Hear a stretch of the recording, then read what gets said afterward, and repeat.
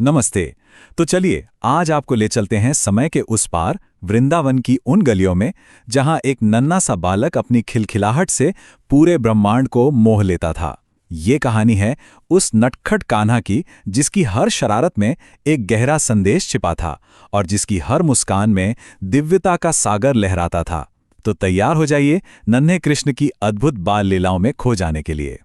ये सिर्फ कहने की बात नहीं है, ये उस समय की जीती जागती सच्चाई थी।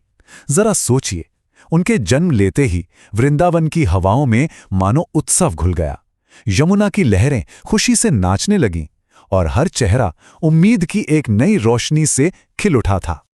तो कहानी की शुरुआत होती है उनके उस रूप से जो आज भी हर माँ अपने बच्चे में देखती है, एक प्यारा, नटखट और हाँ, माखन का दीवाना बालक।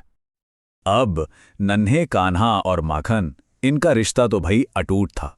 उनकी माखन चुराने की लीलाएं सिर्फ पेट भरने की कोई शरारत नहीं थी, बल्कि ये प्रेम, आनंद और समानता का संदेश बांटने का उनका एक बहुत ही अनोखा तरीका था। और पता है, कृष्ण की ये जो माखन चोरी की लीलाएं थी ना, वो टीम वर्क का एक जबरदस्त उदाहरण थी। वो अपने दोस्तों की पूरी टोली के साथ निकलते, ऊंची ऊंची मटकियों से माखन चुराते और फिर सब मिलकर उसका आनंद लेते। गोपियां शिकायत लेकर नंद बाबा और यशोदा मैया के पास जाती तो जरूर थी, पर कान्हा की एक भोली सी मुस्कान देखते ही उनका सारा गुस्सा मक्खन की तरह पिघल जाता था। लेकिन कृष्ण का बचपन सिर्फ नटखट शरारतों तक ही सीमित नहीं था। जब जब वृंदावन पर संकट के बादल छाए, तब तब इस नन्हे से बालक ने अपनी दिव्य शक्तियों से एक ढाल बनकर सबकी रक्षा की। और पहला खतरा आया एक राक्षसी के डरावने रूप में। उसका नाम था पूतना, जिसे मथुरा के दुष्ट राजा कंस ने नन्हे कृष्ण की जीवन लीला को समाप्त करने के लिए ही भेजा था। पूतना एक सुंदर स्त्री का रूप बनाकर आई और अपने स्तनों पर जहर लगाकर कृष्ण को दूध पिलाने लगी। पर वो नादान क्या जाने कि वो खुद मौत को दूध पिला रही है। नन्हे कृष्ण ने दूध के साथ साथ उसके प्राण भी खींच लिए। पूतना अपने असली विशाल राक्षसी रूप में हाहाकार करती हुई धरती पर आ गिरी। उस दिन वृंदावन वासियों ने अपनी आंखों से देखा कि उनका कान्हा कोई साधारण शिशु नहीं, बल्कि स्वयं नारायण का अवतार है। पूतना का तो अंत हो गया, लेकिन वृंदावन पर एक और नया खतरा मंडरा रहा था। जानते हैं क्या? ये खतरा था यमुना नदी के गहरे पानी में छिपा हुआ जहरीला कालिया नाग।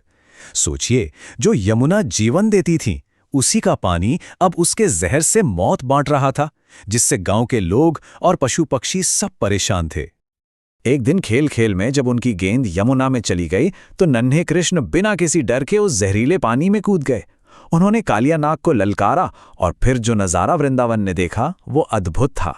कृष्ण उसके सैकड़ों जहरीले फनों पर ऐसे नाचने लगे जैसे कोई मंच हो। उनके भाड़ से कालिया का घमंड और जहर दोनों ही चूर चूर हो गए। उसने माफी मांगी और कृष्ण ने उसे हमेशा के लिए यमुना छोड़कर जाने का आदेश दिया, और इस तरह वृंदावन एक बार फिर भयमुक्त हो गया। अब हम आते हैं उस लीला पर जो सिर्फ उनकी असीम शक्ति ही नहीं दिखाती, बल्कि प्रकृति और अहंकार को लेकर एक बहुत बहुत गहरा संदेश भी देती है। ये है गोवर्धन पर्वत की लीला। तो हुआ ये कि कृष्ण ने गांव वालों को समझाया कि भाई, देवराज इंद्र की पूजा क्यों, पूजा तो उस गोवर्धन पर्वत की करो जो हमें चारा, पानी और जीवन देता है। प्रकृति के इस सम्मान से देवराज इंद्र इतने नाराज हुए कि उन्होंने वृंदावन को डुबो देने के लिए मूसलाधार बारिश शुरू कर दी। जब चारों तरफ हाहाकार मच गया, तब नन्हे कृष्ण ने एक ऐसा चमत्कार किया जिसकी किसी ने भी कल्पना नहीं की थी। उन्होंने अपनी सबसे छोटी सिर्फ एक उंगली पर पूरे के पूरे गोवर्धन पर्वत को एक छाते की तरह उठा लिया। सारे गांव वाले अपने पशुओं के साथ उस पर्वत के नीचे आकर सुरक्षित हो गए। 7 दिनों तक इंद्र गरजते रहे, बरसते रहे, लेकिन कृष्ण पर्वत को उठाए अड़े खड़े रहे। इस अद्भुत लीला से कृष्ण ने सिखाया कि हमें उस प्रकृति का सम्मान करना चाहिए जो हमारा पालन पोषण करती है। उन्होंने इंद्र के अहंकार को तोड़कर यह संदेश दिया कि सच्ची शक्ति सेवा में है, घमंड में नहीं। तो हमने देखा ना कि श्री कृष्ण की ये जो बाल लीलाएं हैं, ये सिर्फ कोई मन बहलाने वाली कहानियां नहीं हैं। इनके हर एक किस्से में जीवन के गहरे आध्यात्मिक और नैतिक रहस्य छिपे हुए हैं। उनकी हर लीला हमें प्रेम की निश्चलता, करुणा की शक्ति, साहस की पराकाष्ठा और धर्म के रास्ते पर चलने की प्रेरणा देती है। माखन चोरी जहां निश्चल प्रेम सिखाती है, वहीं राक्षसों का संहार अधर्म पर धर्म की जीत का ऐलान करता है। मतलब उनकी हर शरारत और हर चमत्कार भक्ति और आनंद की एक बहती हुई नदी है, जो हमें जीवन जीने की सही राह दिखाती है।